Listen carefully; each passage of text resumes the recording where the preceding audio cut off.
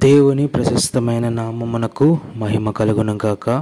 ఈ ఉదయకాల సమయంలో మరొక మిషనరీ గురించి మనము తెలుసుకొని దేవుని నామాన్ని మనం మహింపరచుకుందాం. ఈ యొక్క మిషనరీ యొక్క పేరు బెంజమిన్ షుల్జ్.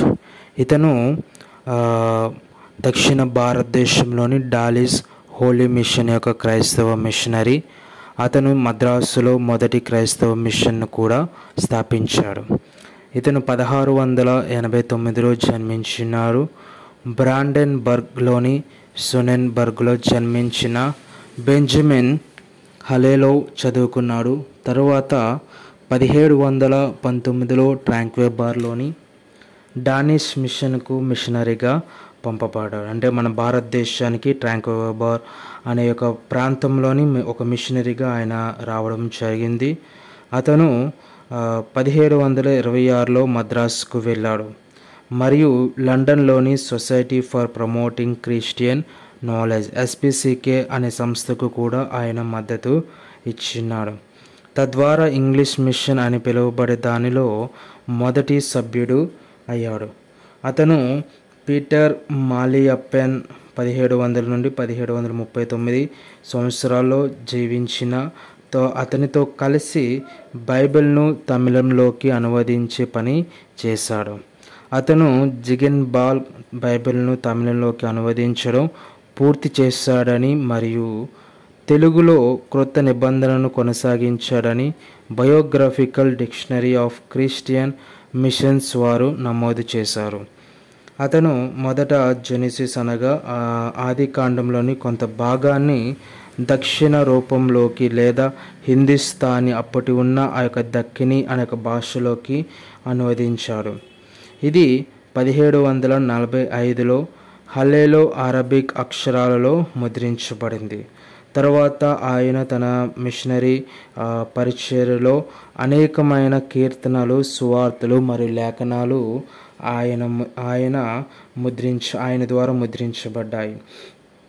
1726లో బెంజమిన్ ప్రొటెస్టెంట్ మిషన్ను స్థాపించే ఉద్దేశంతో మద్రాసుకు ప్రయాణించారు.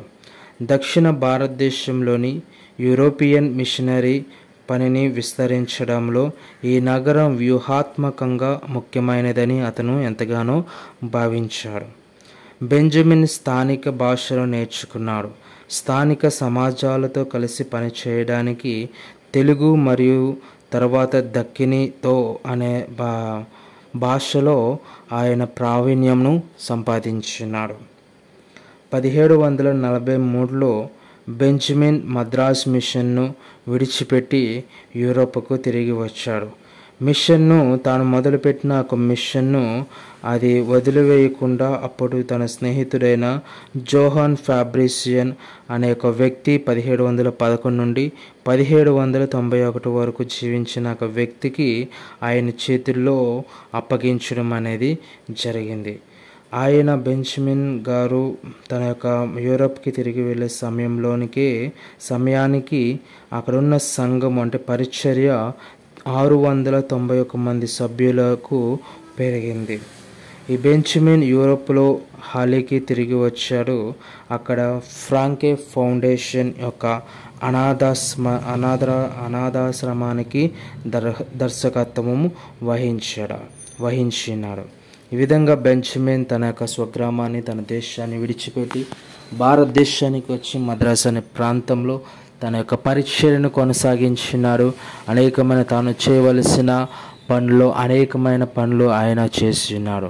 కనుక ఆయన చేసిన పని అంతా కూడా కేవలం దేవుని యొక్క సువార్త పరిచర్యలు బహుబలంగా ఒక తర్జుమా విషయంలో, అనువాదం విషయంలో తెలుగు, తమిళ్, దక్కిని వంటి తెలుగు లోకల్ భాషలో ఆయన నేర్చుకొని వాటిలోనికి అనేకమైన వాటిని ఆయన తర్జుమా చేయడం జరిగింది.